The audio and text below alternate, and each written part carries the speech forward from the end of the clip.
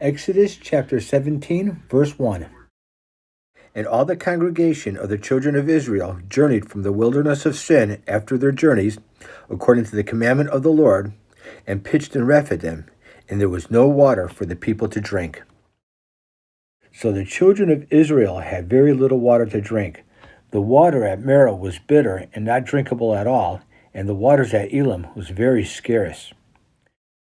Wherefore the people did chide with Moses, and said, Give us water, that we may drink. And Moses said unto them, Why chide ye with me?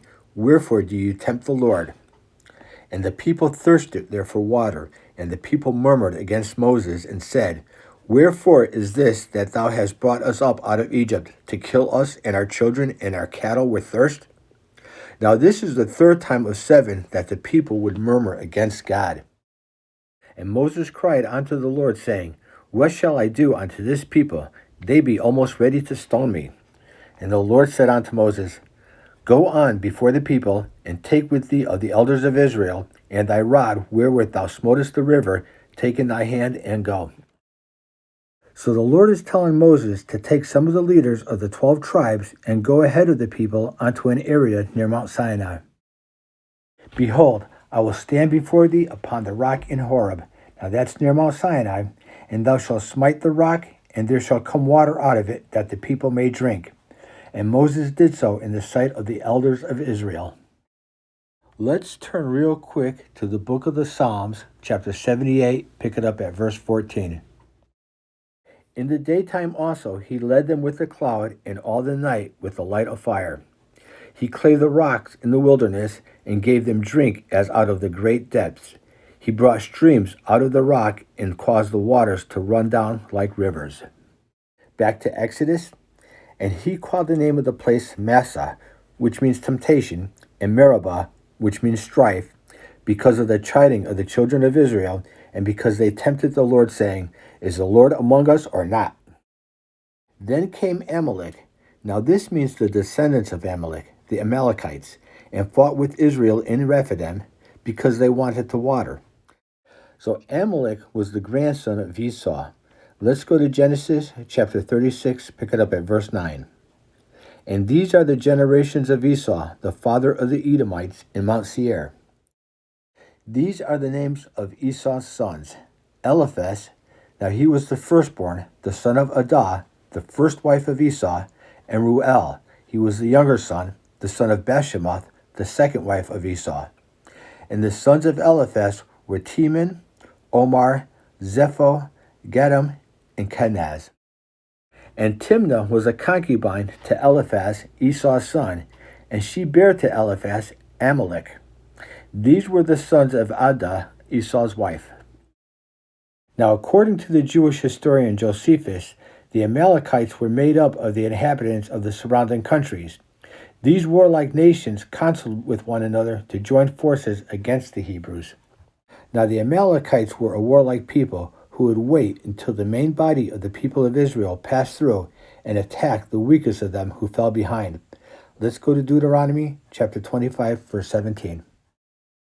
Remember what Amalek, meaning the Amalekites, did unto thee by the way, when you were come forth out of Egypt, how he met thee by the way, and smote the hindmost of thee, even all that were feeble behind thee, when thou wast faint and weary, and he, or they, feared not God. Now the Hebrews were not warriors. They were not at all prepared for war. They were former slaves, families, tired and thirsty, making their way to their future home. If they had any weapons at all, it would be what they took off the dead Egyptians that washed up on the shores of the Red Sea. And yet, as Josephus would put it, they were to make war with men who are thoroughly prepared for it. Let's go back to Exodus, verse 9.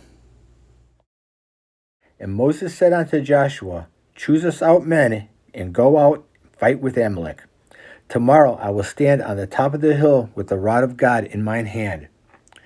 So Joshua did as Moses had said to him, and fought with Amalek, and Moses, Aaron, and Hur went up to the top of the hill. So Moses was the prophet of God, and Aaron his brother was the priest of God, both being from the tribe of Levi. And Hur was the great-great-grandson of Judah and Tamar of the tribe of Judah, the the king line.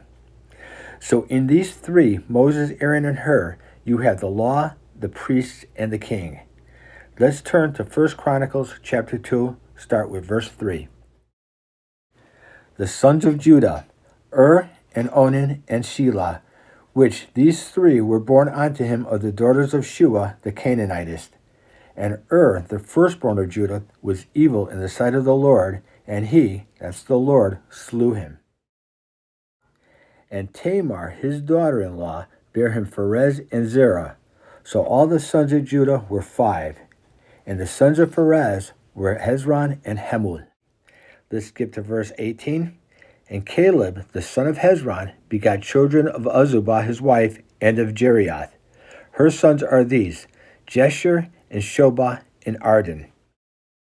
And when Azubah was dead, Caleb took unto him Ephrath, which bare him Hur. And Hur begot Uri, and Uri begot Bezaleel. Now the Jewish historian Josephus says that Hur was the husband of Miriam, which would make him the brother-in-law to Moses and Aaron. Let's return to Exodus chapter 17, verse 11. And it came to pass when Moses held up his hands that Israel prevailed, and when he let down his hands, Amalek prevailed. But Moses' hands were heavy. And they took a stone and put it under him, and he sat thereon. And Aaron and Hur stayed up his hands, the one on the one side and the other on the other side. And his hands were steady until the going down of the sun. And Joshua discomfited Amalek and his people with the edge of the sword. And the Lord said unto Moses, Write this for a memorial in a book, underline that, and rehearse it in the ears of Joshua. For I will utterly put out the remembrance of Amalek from under heaven. And Moses built an altar and called the name of it Jehovah Nissi.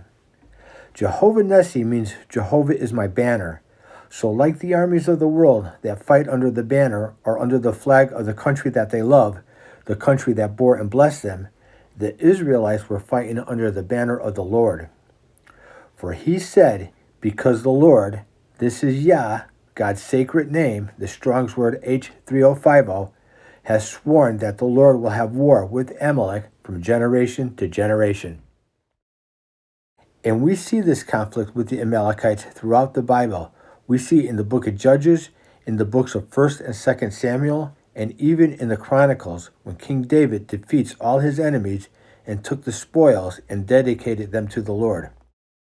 And it wouldn't surprise me at all to learn that the descendants of Amalek were still around today and part of the turmoil that we see in the Middle East.